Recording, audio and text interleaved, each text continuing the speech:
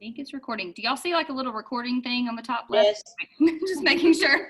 I've never actually recorded one of these, so I want to make sure that I actually have it where it needs to be. All right.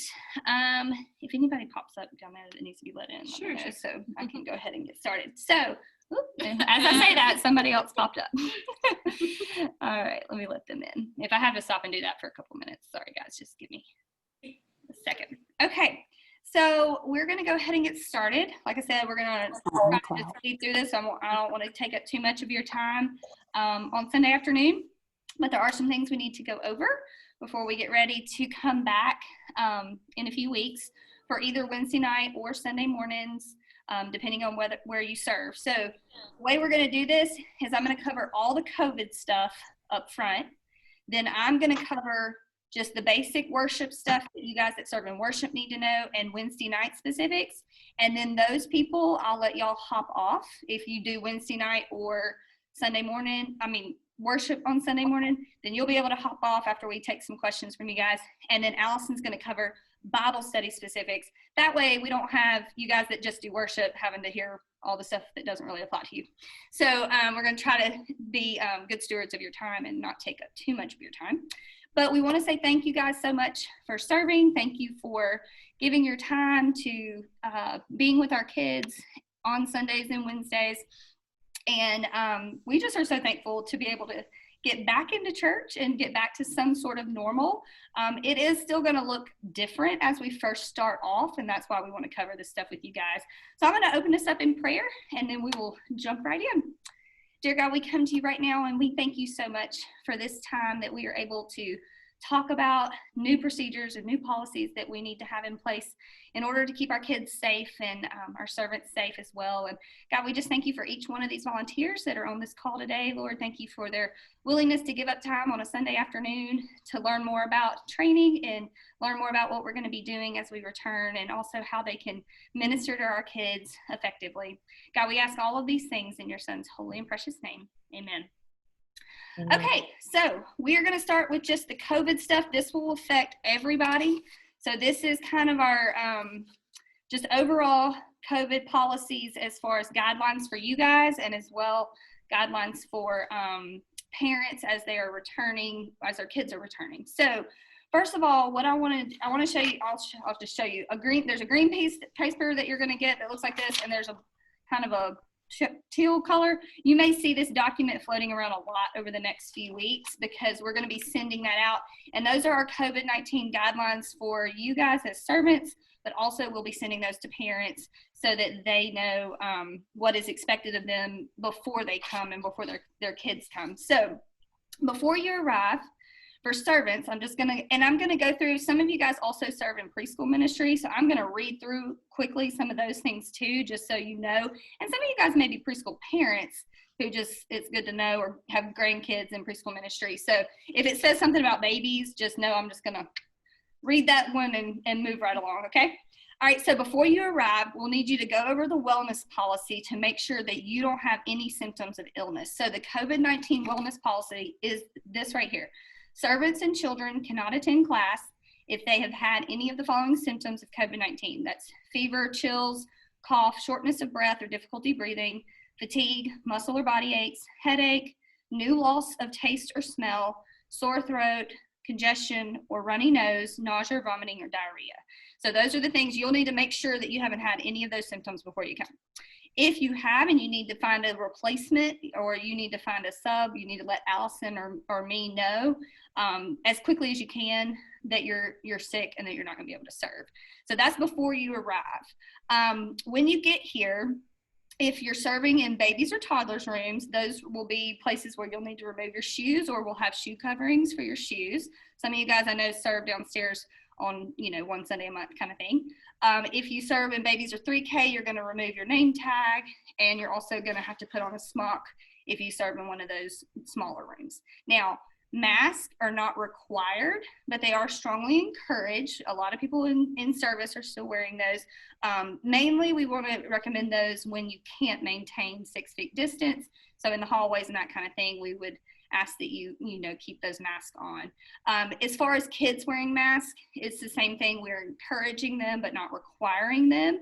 So if you have a child that like absolutely refuses to wear their mask, it's okay.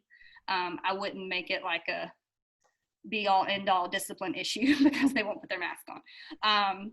And then you will need to make sure that you stop by the restroom before you go to wherever you're serving, and make sure you wash your hands, obviously soap and water, 20 seconds, that kind of thing. All right. Now, if you have had, when it comes to like the wellness policy, when you can return, there's a few things there. You need to be fever-free for 24 hours without using any kind of medicine. If you've been diagnosed with COVID-19, you must be fever-free for 24 hours without medicine, but also allowing 10 days to pass from the onset of your symptoms. And your symptoms need to have improved, obviously. we don't want you showing up sick still.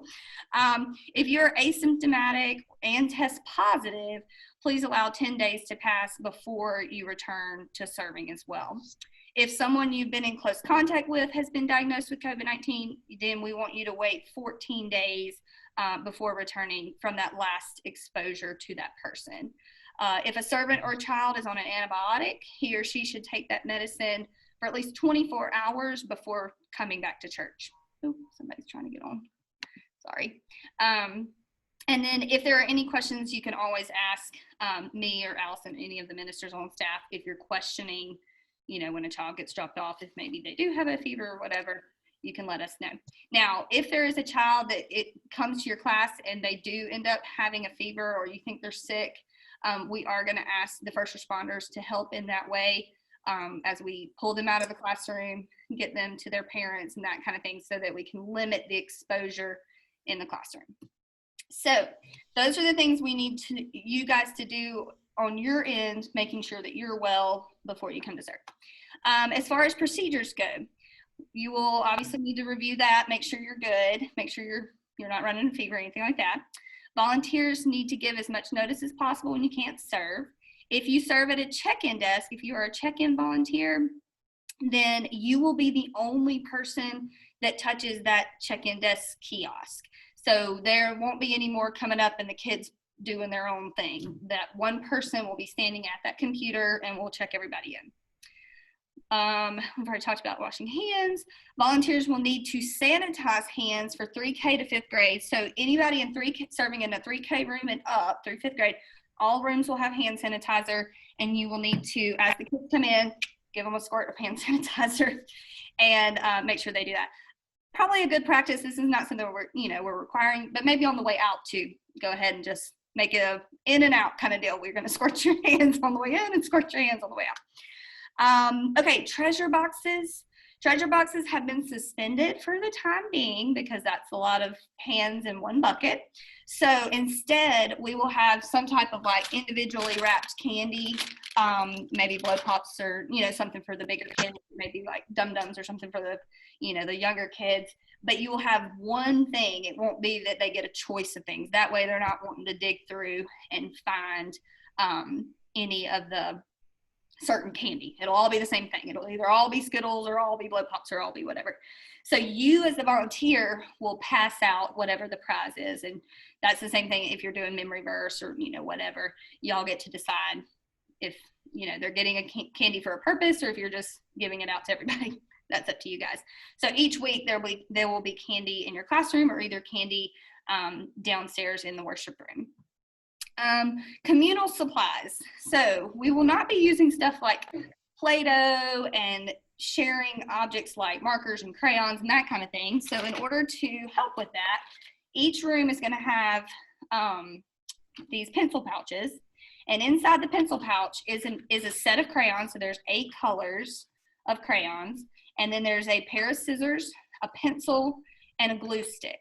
And then on the outside you can see there's a piece of masking tape, and there will be a Sharpie, and you're going to write the names of your children. Now, this is for Bible study. I'm going to tell you about Wednesday nights in just a second. So Bible study, you'll write their name on here if they're a member. If they're a guest, we'll have you just put guest and then put it off to the side, and that one will get sanitized or whatever, and we'll put it back for next week. But each kid will have their own bag that they will be able to use each week as they come. Then for Wednesday nights, any of the supplies that we need for Wednesday nights will be, crayons will be individually bagged. So we've got little packs of like 3 crayons that you'll just be able to pass out. And then if there are any extra supplies for that activity, we will give you enough for 1-to-1. Each child will have their own pair of scissors. Each child will have their own, pencil or whatever. You won't have to share any of those kind of supplies. And then also another question that had popped up was Bibles, using Bibles in the classroom Bibles and, for Wednesday nights and for Sunday morning.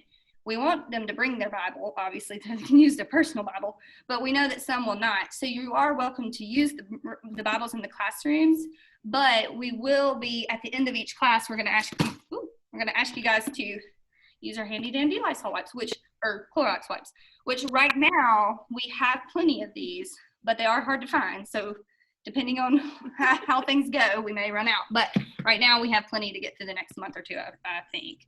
So we'll wipe down the Bibles, wipe down the tables all at the same time.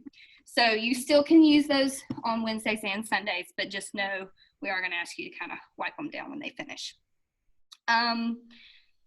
When you are asked about your opinion about the new procedures or policies or COVID-19 in general, we would just ask that you keep it positive. We don't want to scare our kids, so the less we can talk about it in front of the kids, the better. We know that some people are really, really nervous about it. Some people are a little more lax about it. And so we just don't want our kids to feel anxious or fearful while they're here at church. And they're going to notice some different things about church when they come. If they've already been coming, they obviously have noticed that even big church is different in the worship center. So just know that we need to keep that positive. So I covered that. I covered Wednesday nights. Now on the worship part of things, let's go on to worship. On the worship part of things, there will be, and I'll talk about it in here too. In here, because there are no communal supplies, because we're not doing sharing of many supplies, we're not going to have the activity buckets like we've had in the past. So what we have done is Allison and I have been working on having, there are individually wrapped, these, you may not can tell what this is, but this is scratch art with its own little stick for them. There's individually wrapped loom bracelet making stuff for the girls. Well, even boys like to do this. For the boys that like to do that, there's individually wrapped bead bracelet making they can do. We'll have plenty of wiki sticks they can play with. We will have coloring sheets and mazes and that kind of stuff. We also have little Rubik's Cubes. If they do play with the Rubik's Cubes, you will need to wipe those down. And then we have a different assortment of little activity books that actually may take them, several Sundays. If they want to put that inside their pencil pouch and keep that, they can. They can also take it home. But there's going to be plenty of little activities like this available for them to do in their classrooms. This is for Wednesday nights they'll be out. This will be for Sunday mornings they'll be out. It will also be, some of these will be on a table for worship. So the kids that come in for worship downstairs, they will also have the option of having those activities. So they're just a little bit different. They need to be more things that they can stay in their seat and not be like all in each other's business playing a game together or playing with Play-Doh and then passing it off to another kid. So we are going to try to do that. Now, we are not guaranteeing that we are going to keep 6 feet distance all the time in our classes. That's just, it's kids and it's just near impossible. But we are telling parents that we're going to do our best to try to keep them as safe as we can. So I know this particular room we've already kind of set up, so that's part of the reason we wanted to do it up here. I'm going to move my computer so you guys can see. We will have all the rooms set up similar to this, where the tables are spread apart. And right now we are going to try to keep the classes at 12 or less. The parents will be asked to let us know. Starting next week, we will be sending out an email with a link on there for them to sign up and let us know if their kids are coming, so we can make sure that our classes don't get too big and we can ensure that they're separated. They are not 6 feet apart if they're sitting at either end of these tables, because those tables are just not that big, but they are at least 4 to 5. So we're further apart than if they're sitting side by side. So we are going to be giving you guys supplies enough for 15. So if for some reason you did have a bigger class and we had to add chairs to some of the tables, you'll still have supplies for at least 15 kids in your buckets for Bible study. Now, the only other thing I want to cover before we take questions are evacuation procedures. For those of you guys that are new to serving with us, I want you to know how to evacuate the building depending on where you serve. So if you serve in worship downstairs in the worship room with kids, you'll go out by the concession stand area. You'll go around that side door that goes outside, go down the sidewalk by the gym, and then cross the street into that grassy area. So that's the evacuation route for the worship room. Now, on Wednesdays and Sundays, if you serve in any of the 4 classrooms upstairs on the Children's Hall, any of the 1st through 4th grade classes, that's 206, 204, 211, and 209, same route as worship, except you have to go down the stairs. Once you get down the stairs, you're going out by the concession area, down that sidewalk, across the street to the grassy area. And then for 5th grade, Tina, this would affect you and Wendy, I know, on Wednesday nights, and then any of the teachers that are teaching 5th grade on Sunday morning. Those 2 classrooms actually go out the other way, and they go out through the connector and into that grassy area, kind of on that hill by the stairs. So that's the only difference, are those 2 rooms on that end. Everybody else kind of evacuates the same way. So those are our major things that we wanted to cover as far as letting you know COVID procedures. We are not going to be checking temperatures as the kids come in, but we are going to have temperature, the little guns that you just, point and click and it tells you the temperature. We're going to have those at each check-in desk. So if you suspect a child has a temperature, we will be able to get it really quick and make sure that we get them to their parent as quickly as we can. One other thing about preschool ministry that I wanted to let you guys know, especially for you guys that maybe have preschoolers or are working down there as well, we are going to try really, really hard, especially with like our babies and toddlers, that they will be one-on-one with the same adult and they won't be passed around to different adults, just to limit their exposure as well. Obviously there won't be, you can't really social distance a 2-year-old, so they're going to do their best to keep all the stuff clean and all that kind of stuff, but they will also be cleaning toys and that kind of thing that may be in kids' mouths. So those are just a couple things that I wanted to mention on the preschool side of things. And Allison, did I forget anything? Questions for worship? Yeah. Okay. So questions. Do I have any questions from any of my Wednesday night help? I mean, you can ask Wednesday night specific, worship specific. Allison's going to go into more Bible study specifics, but just want to take questions for now on those items. Any COVID questions? What about bathroom breaks? Yes, bathroom breaks. You can take bathroom breaks as needed. I would suggest, obviously, you make sure that the children wash their hands. They don't always do that. And it might be good that you just take the whole group down there, maybe in the middle of the class or at some point, make sure they wash their hands and come back. But yeah, you can still do your bathroom breaks. And those bathrooms will get cleaned on Sunday mornings. They will be cleaned and sanitized in between each service still. So, and those stalls are, if you haven't been back to church yet, those stalls are every other is open. So they're not going to be standing beside each other in the stalls in those bathrooms. Okay. Any other questions on COVID stuff? I have a question about worship, children's worship. Are the kids still going to be coming up on the stage to help lead children's worship? I am fine with that as long as we, just try to make them spread out. I mean, and really if they're doing movements, maybe limit it to like 3, this would be Michelle too, maybe like 3 girls and 3 boys and not like 7 on each side. Just limit them and make them spread out. It gets a little crazy because they're all like, oh, I want to come up. So yeah, just limit how many you call on and then just make sure they kind of they don't have to keep 6 feet because I'm not going to take a measuring stick and like measure them. But if they just have 3 or 4 feet at least between them, that would be good. And I'm not down there to show you guys, but the worship room is set up with spacing between the chairs. So there's like, I think 7 or 8 chairs on each row. And so in the beginning, I think that's going to be enough, because some of our people still, you know, they're just not comfortable coming back yet. So our numbers are probably still going to be lower. But the room is spread out. It's not 6 feet, because we could only, literally, I got Randy to do 6 feet and he could get 30 chairs in there. And I was like, 30 is probably not enough. So we had to go about 4 or 5 feet apart instead to keep them, to get enough seats in there for the older kids mainly. So any other questions? Will all the students come down the stairs at one time when they come from upstairs to downstairs for worship? That is a good question. It will probably be best if we stagger them.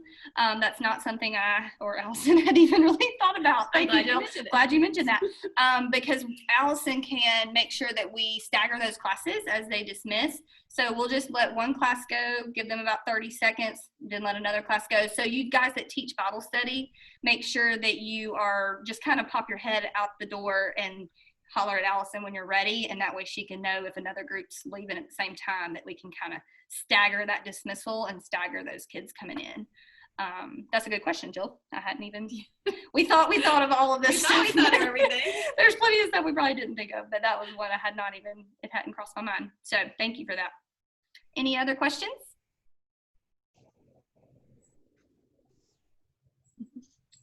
Specifically worship and Wednesday nights, I guess. Bible study, you're going to get a little more time. Okay, if you don't have any other questions, those of you guys who do Wednesday nights or help with worship, you guys are welcome to hop off. And then those of you guys that do Sunday morning Bible study, Allison's going to go over just a few things as far as teaching goes, and we should be done in probably the next 5 or 10 minutes. So thank you guys so much. Y'all can hop off. All right, I'm going to turn it over to Allison for worship stuff. Hi, everyone. All right, so I'm going to go over classroom guidelines, some classroom tips, some information on guiding behavior, and then I'll close us in prayer and then open us up for Bible study related questions. So let's get started. The first thing is classroom guidelines. Please be in your class 15 to 20 minutes prior to service. So if you serve at 9:15, please be here at 9. If you serve at 10:45, please be here at 10:30. If you're unable to serve, this week I'm going to send a document to you guys on ways to find a replacement. So look for that. And please go by this list. And if you've exhausted the list and still cannot find someone to serve in your place, let me know and I'll be happy to help you. Grade school children, we discussed going to the restroom, but just so everyone knows, for those that are new, grade school children do not need help when going to the restroom. Most classes take bathroom breaks as a group, and one teacher goes down the hall while the other teacher waits in the classroom for the kids to return. A server must always take at least 2 children to the restroom.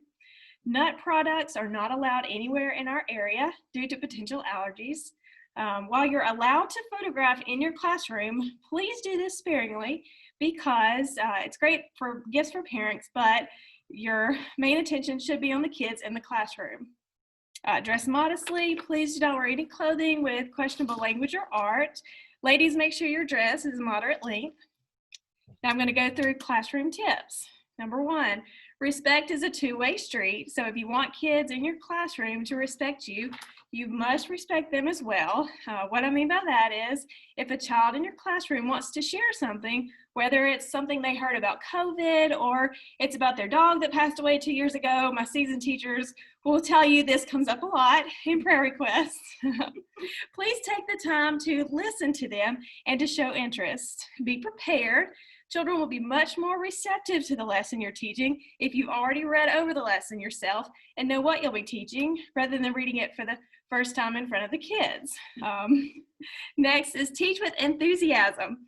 When kids see that you're excited, they're going to be excited and motivated as well. Teach with expectation. Children are able to comprehend gospel truths as they mature. As you teach, anticipate that the Lord will be with you each week to make his presence known. Believe in God's power to stir hearts and change lives. The most rewarding part about serving is seeing the kiddos in your class come to know Christ. Skipping over that part. Next, let's move on to discipline. So for the first offense, give a verbal warning and encourage a better choice. For the second offense, you can give a timeout. In the past, it's been bringing them to the check-in desk and sitting in a chair beside the check-in desk. What we usually do is we set a timer equal to the child's age in minutes. On the third offense, cross-point staff members will notify parents and speak privately with the child. Only cross-point staff members will make the call as to whether or not a parent should be notified. Here's some steps on guiding behavior. Number 1, establish and maintain boundaries that are consistent and fair. Use positive, clear suggestions. Keep guidelines and instructions simple and to the point. Classroom rules are great, but please keep them to a minimum. Give options. If you have a child that doesn't want to participate in making a craft, see if they want to color instead. Obviously, the Bible story is mandatory, but for other activities, be flexible. Listen to a child when he or she talks. Listening to what a child has to say makes them feel accepted and secure. Seek the help of a cross-point member in charge if needed. We're here, we're available.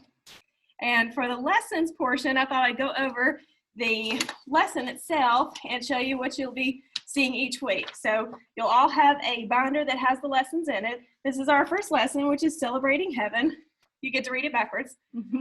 This is what you'll have each week. You all have your own bucket, and it will have everything in there that you need. So for the first part of this lesson, and if you haven't looked over the lesson yet, that's totally fine. We're going to go over it really quick now. The first activity is confetti popping. We thought this would be a safe way to socially distance and go over and learn the memory verse. So we'll do that part first. They can stand up where they're at. The second activity is creating a sparkly picture of heaven. And for this activity, I have 2 options for you. The first option are those that like to get, I need the jar. It's for those that like to get messy and crafty. So for that, you have a jar of glitter, and you'll have small cups that you can pour the glitter into small cups and give to the kids so they can create a messy, fun, sparkly picture of heaven. For those of you who, like me, feel like the only good use of glitter is to show how germs spread, then I have a second option for you. So for the second option, you have glitter glue that is a whole lot less messy that you can pour into a cup and allow them to use a paintbrush to create a less messy, sparkly picture of heaven. Rarely will I use glitter in your crafts, so new teachers, please don't be afraid, because I hate glitter. But we are talking about heaven, so it's allowed for this lesson. Whatever option you choose, no judgment here. It's entirely up to you. And lastly, there's a worksheet for the kids to take home, or if you have time before the class is over, then they can finish it in class. For the very first lesson, I also added an about me that they can fill out, and we can keep this on file so that we can get to know our kiddos a little bit more. And that's all I have. So I'm going to conclude us with a prayer and then open up for questions. So let's pray. Dear God, thank you for everyone here today. Thank you for their heart for ministry. Matthew 19 tells us that Jesus intentionally loved on and blessed children. We're grateful for the opportunity to love and to teach the kids at Crosspoint as they come through our doors soon. I pray that the kids will be excited and receptive to hear about God's love and the life of Jesus. We know that this year brings many challenges, so I want to pray for peace of mind and for clarity to work through all of these ever-changing obstacles. These things I pray in your precious and holy name. Amen. That concludes my portion. Do we have any classroom-specific questions? I have a question. So this is our first time. The lessons, when they come out, when exactly are those all sent to us? So I usually send out class lessons on the 15th of each month before you have to serve. So if you're serving in February, I'm going to send out your lesson on January 15th. so that you have plenty of time to look over, review, and you're welcome to add to it if you come up with another activity that you'd like to use. You would not hurt my feelings at all. This is just a guide to go by, but if you have another activity that you know the kids will love, then go for it. And if you need extra supplies for that activity, let me know and I'll be happy to purchase those for you. Okay, thank you. And I don't know if I mentioned this, but 15 is what I've planned for in all of the buckets. So if you have more than 15 kids, just let me know and we'll get you additional supplies. But for now, that's our magic number as we're starting out with. All right, any other questions? What about hugs? How do you try to distance yourself from the kids and not hurt their feelings? Oh, it's terrible. Oh my gosh. Yes. Normally in our training, we have a whole portion of appropriate behavior, but we've just had to nix every bit of that. I will say here at church, when the kids come in right now, they're pretty good about doing elbow bumps. I know that's not the same, but like if you just offer your elbow to them, I mean, you're still closer than 6 feet, but most people, when they're coming in, they've got their mask on anyway. So a lot of people have picked up on doing that.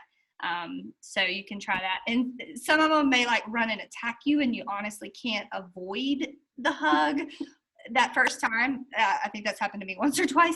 And so at that point, then I just like, hey, I'm so excited to see you, but you know, we really have to keep our distance right now. You know, just kind of remind them because they are going to be excited when they get back. But like I said, we're not going to be strict on they've got to stay 6 feet apart at all times because we recognize that's just not possible. So do your best, but know that it's okay too. So, all right, any other questions?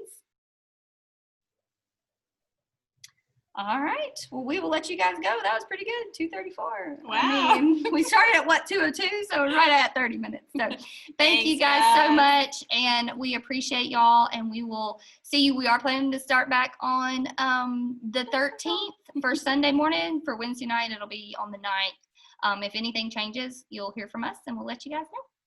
See y'all later. Thanks so much. Bye, guys. Thanks, ladies. You're welcome.